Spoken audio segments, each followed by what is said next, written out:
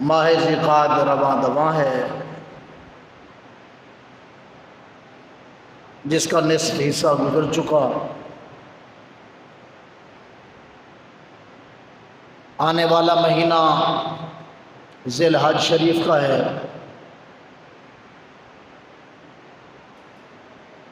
جس مہینے میں قربانی بھی ہے، حج بھی ہے اور عید الاضحیٰ بھی ہے۔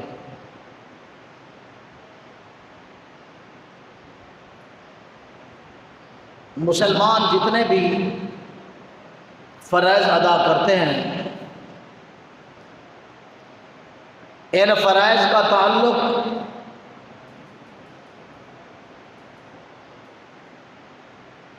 کسی نہ کسی پیغمبر سے یا اللہ کے کسی نیک مقرب بندے سے جڑا ہوا ہے۔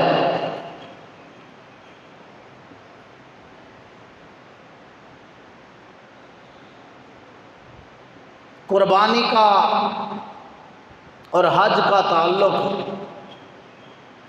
حضرت ابراہیم علیہ السلام سے ہے۔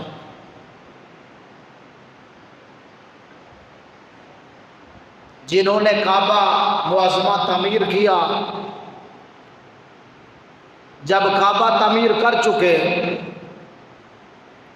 پھر اس کے ارد گرد ابراہیم علیہ السلام نے دیکھنے کے لیے چکر لگائے۔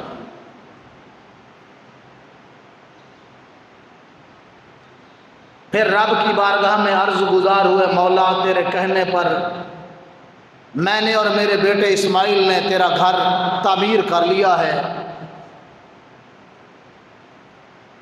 اس کی تعمیرات مکمل ہو گئی ہے۔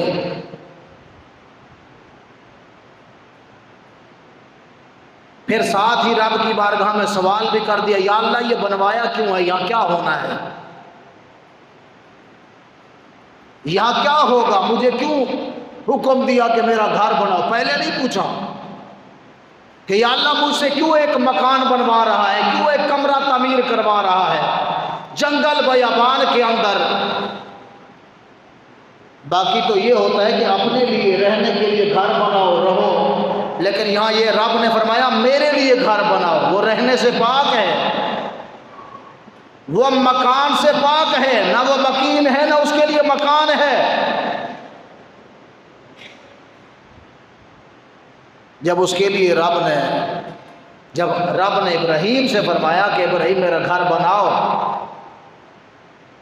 پہلے سوال ہی نہیں کیا یا اللہ کیوں بنوا رہا ہے، نہ تجھے مکان کی ضرورت ہے نہ تجھے بسیرے کی ضرورت ہے، یا اللہ کیوں بنوا رہے؟ نہیں کیا سوال۔ جب کعبہ بن گیا، دیواریں کمپلیٹ ہو گئی، چھت ڈل گئی، چنائی پلستر تمام کام کمپلیٹ ہو گیا، اس کے بعد اس کعبے کے ارد گرد ایسے چکر لگایا، کہیں کوئی پتھر نظر تو نہیں آ رہا، کہیں کوئی اینٹ باہر کی طرف تو نہیں ہے، کہیں دیوار ٹیڑھی تو نہیں ہے، کہیں پلستر میں چنائی میں کوئی کم و بیشی تو نہیں ہے تاکہ اس کو پھر ٹھیک کیا جا سکے۔ ہر طرف یوں گھومے پھر ایسے چکر لگا دیے۔ جب چکر لگا دیا، رب کی بارگاہ میں عرض کی، یا اللہ تیرا گھر میں نے بنا دیا ہے، یا اللہ کیوں بنوایا ہے، کیا ہوگا یہاں، یہ ہونا کیا ہے؟ رب نے فرمایا ابراہیم وہی ہوگا جو آپ نے کیا ہے۔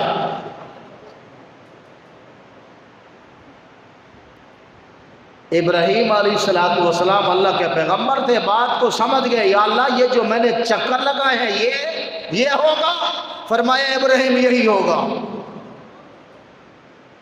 قیامت تک لوگ آتے رہیں گے، اس کے ارد گرد چکر لگاتے رہیں گے، اور ابراہیم جس عقیدت سے، جس محبت سے اور جس خوشی سے تعمیر کے بعد آپ نے چکر لگائے ہیں، قیامت تک یہی چکر میں بندوں سے لگواتا رہوں گا، تیری یاد کو تازہ رکھوں گا۔ جو بھی آیا حکم یہی ہے، بڑے سے بڑے ناز والا پیغمبر آیا، حکم یہی ہے، آؤ دوڑو، آؤ یہاں چکر کاٹو، آؤ اس کے ارد گرد گھومو۔ बड़े बड़े रब के बरगुज़ीदा पैगंबर आए, हुक्म यही है। उसके हबीब की जब बारी आई तो उस हबीब ने भी आके उसी फरते मोहब्बत में यूं चक्कर लगाया, ऐसे चक्कर काटे। हजरत उमर जब हजर अस्वद पर आए तो उन्होंने आकर हजर अस्वद को बोसा देकर कहा, हजर अस्वद मैंने तुझे बोसा इसलिए दिया है कि तुझे बोसा मेरे नबी ने दिया है। और हुजूर काबे के इर्द गिर्द चक्कर लगा के कह रहे हैं कि ऐ काबा मुअज़्ज़मा, मैंने तेरे इर्द गिर्द चक्कर इसलिए लगाया है कि मेरे जद्द अमजद इब्राहीम ने इसके इर्द गिर्द चक्कर लगाए हैं। तो मैं अर्ज कर रहा था, हमारे जितने भी फ़राइज़ हैं, वाजिबात हैं, उनके साथ अल्लाह के मकबूल बंदों की, अल्लाह के मकबूल नबियों की ज़िंदगी का कोई ना कोई पहलू ज़रूर जुड़ा हुआ है।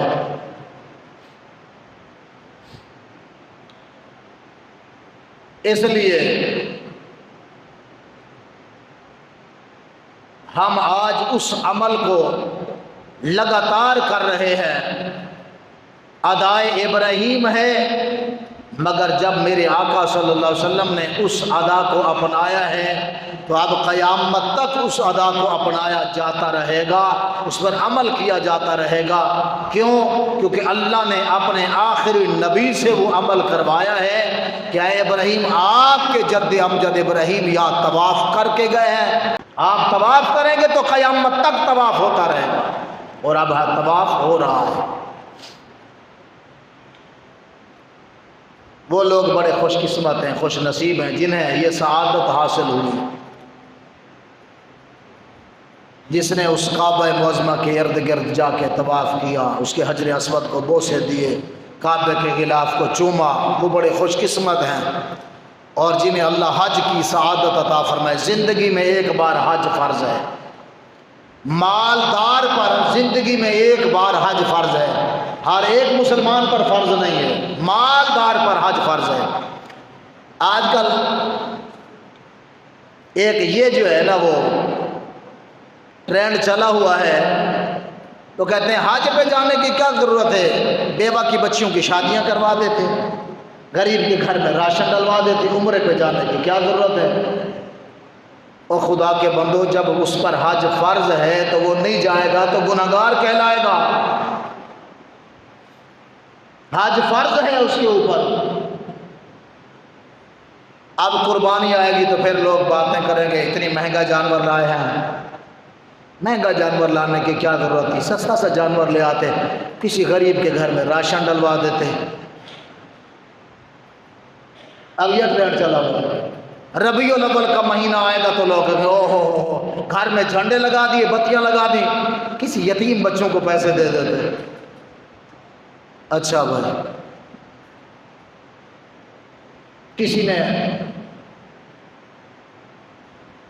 कोई ऐसा नेक अमल कर लिया, हज के फरीज़ा सर अंजाम दे दिया, उम्रे पर चला गया, तो लोगों के ज़हन में क्या आया हुआ है? गरीब। लोगों के ज़हन में गरीब आया हुआ है, गरीब को दे देते हैं।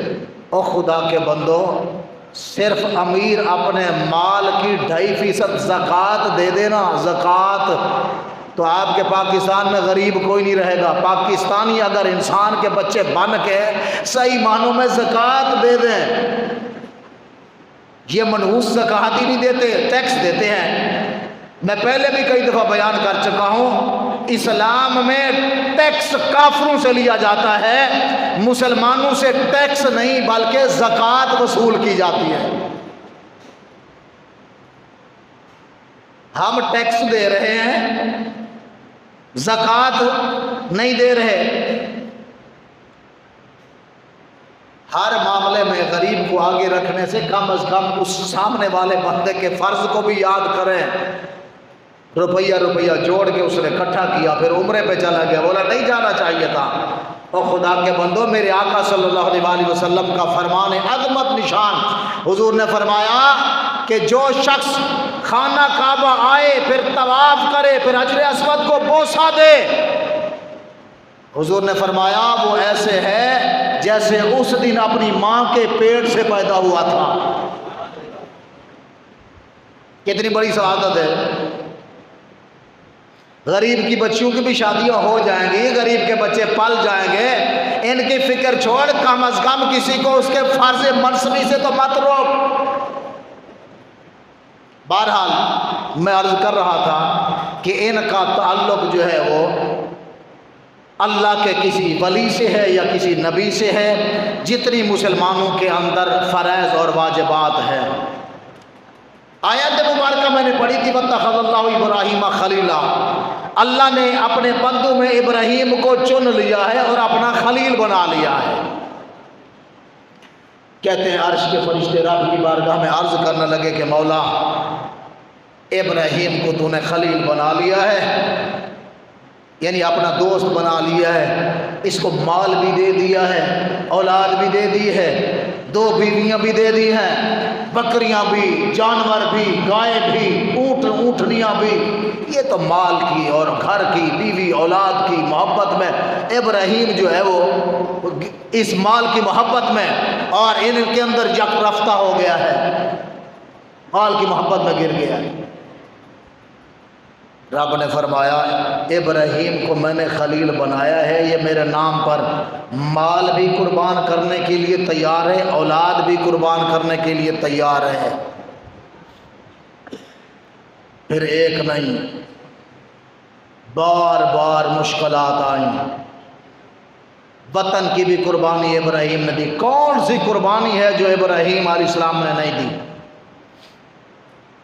اس دور میں پیدا ہوئے جس دور میں نمرود حکومت کر رہا تھا. نمرود نے اپنے آپ کو رب کہلوایا. اس نے کہا کہ میں سب سے بڑا رب میں ہوں. پھر جو اس کی پوجا کرتے تھے، اس کو سجدہ کرتے تھے، جو قریب قریب والے تھے وہ تو تھے، جو دور والے تھے ان کے لیے اپنی شکل کے بت بنوائے، اپنی شکل کے بت بنوائے. پھر اس بت کو ان کے علاقے میں رکھوایا. پھر اس علاقے والے اس بت خانے میں جا کے یوں نمرود کی پوجا کرتے تھے. یہ ایک طریقہ کار چلا. روئے زمین پر حکومت کی ہے نمرود نے. 4 بادشاہ ایسے گزرے جنہوں نے روئے زمین پر حکومت کی ہے. کتنے؟ یہ بھی یاد ہونا چاہیے نا مسلمانوں کو، اپنی تاریخ، اسلامی تاریخ بھی یاد ہونی چاہیے. 4 بادشاہ ایسے گزرے ہیں جنہوں نے روئے زمین پر حکمرانی کی. 2 مسلمان تھے، 2 کافر تھے.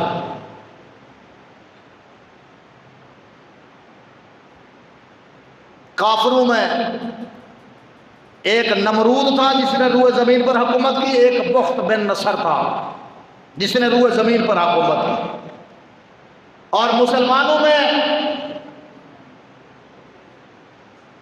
حضرت سلیمان علیہ الصلوۃ والسلام اور سکندر ذوالقرنین جنہوں نے روئے زمین پر حکومت کی. تو نمرود کا سکہ چلتا تھا، نمرود کی پوجا ہو رہی تھی. جہاں تک دور دراز کے علاقے تھے اس کی مورتی بنا کے رکھی ہوئی تھی، پوجا پاٹ میں لوگ لگے ہوئے تھے.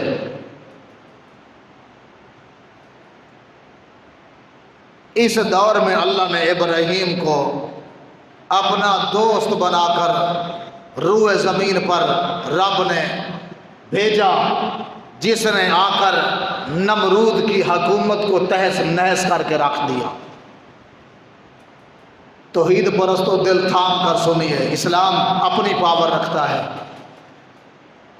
دین پر جو شخص چلا ہے نا، اللہ نے اس کی کیسی مدد کی.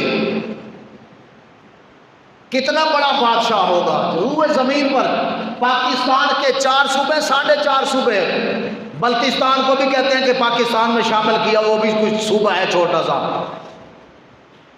اتنی سا پاکستان ہے آپ کا.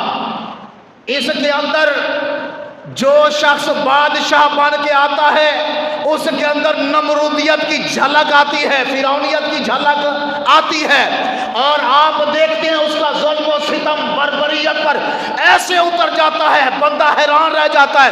ये तो एक नमरूदियत की झलक वाला बादशाह है, खुद नमरूद कैसा होगा।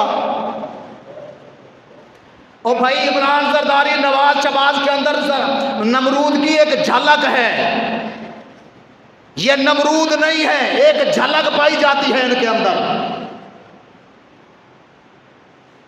मुशर्रफ था, जिया था, बड़े बड़े गुजरे, एक जुल्म और सितम के इन्होंने जिसको कहते हैं ना पहाड़ ढाए, लेकिन ये कुछ नहीं थे। इनके पास सिर्फ पाकिस्तान था, 4 सूबे थे। नमरूद के पास कितना था बोलो। और मैं बोल रहा हूं, आप डर रहे हो, गिरफ्तारी होगी तो मेरी होगी, हथकड़ी होगी लगेगी तो मुझे, FIR कटेगी तो मेरी कटेगी। आप तो बताओ नमरूद की कितनी हुकूमत थी, रूए जमीन पर हुकूमत किसकी। मुकाबले में अल्लाह ने इब्राहिम को भेज दिया, बोलो सुभान अल्लाह। नमरूद ने ख्वाब देखा, ख्वाब की ताबीर पूछी तो उन्होंने कहा नमरूद तेरी हुकूमत को तहस नहस करने वाला एक शख्स आने वाला है, एक बच्चा पैदा होने वाला है, उसका सितारा तलू हो गया है। इल्म नजूम जानते थे, उसने जालिम ने जितनी बच्चे पैदा हुए कहते हैं कि उसने 1 लाख पता नहीं कितने हजार ऊपर इस शख्स ने बच्चे कत्ल करवा डाले।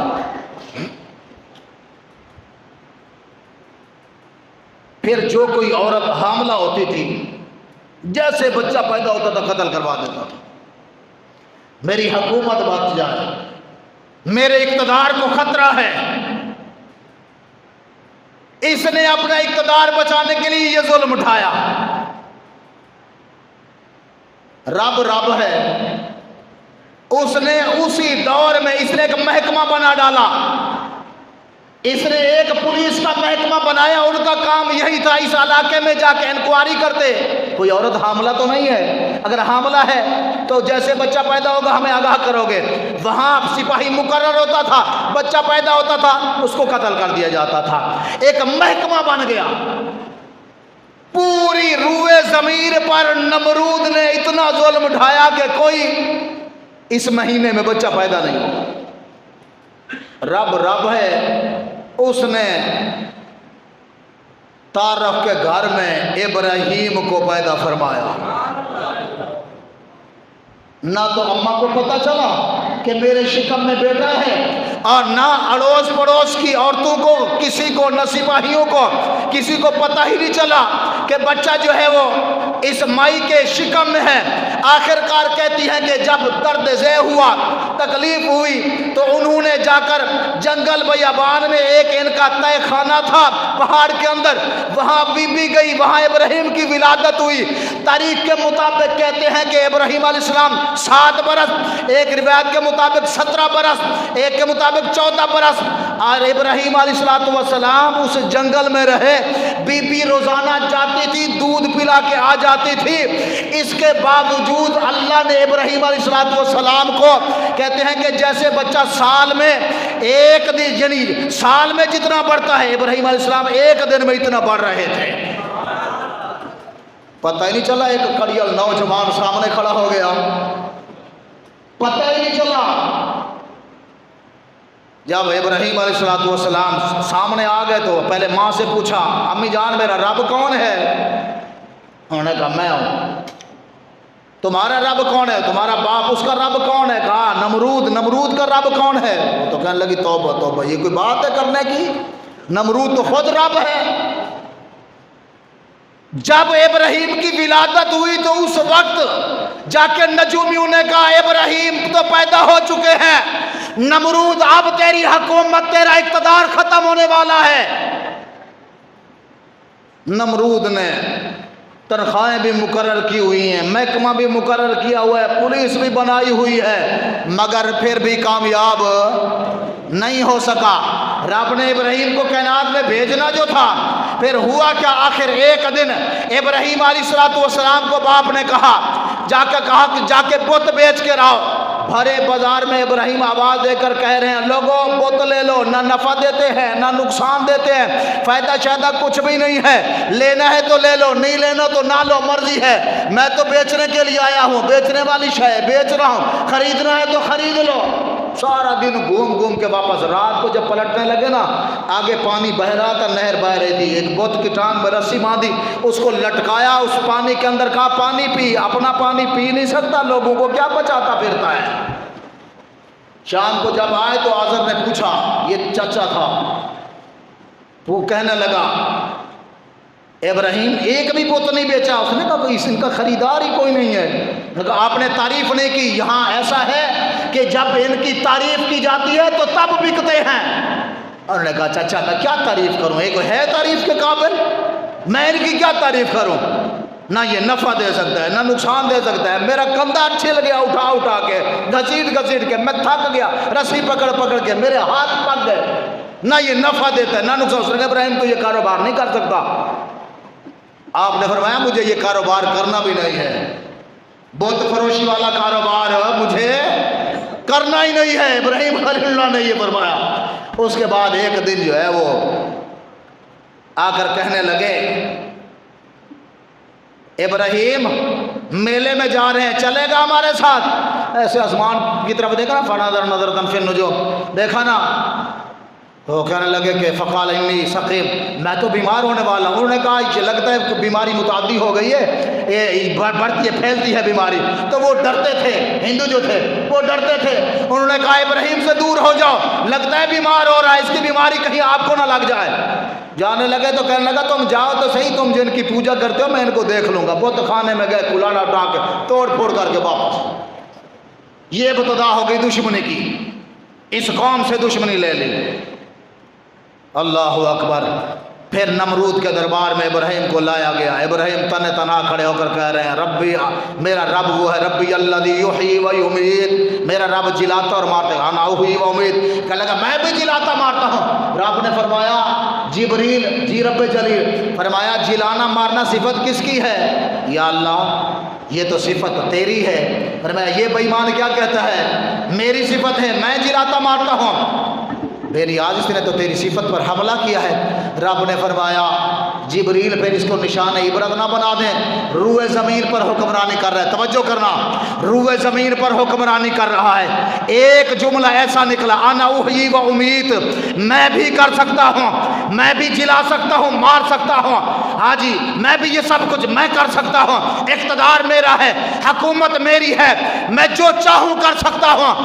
جب اس نے یہ کہا رب نے ایک مچھر بھیجا، کیا کیا؟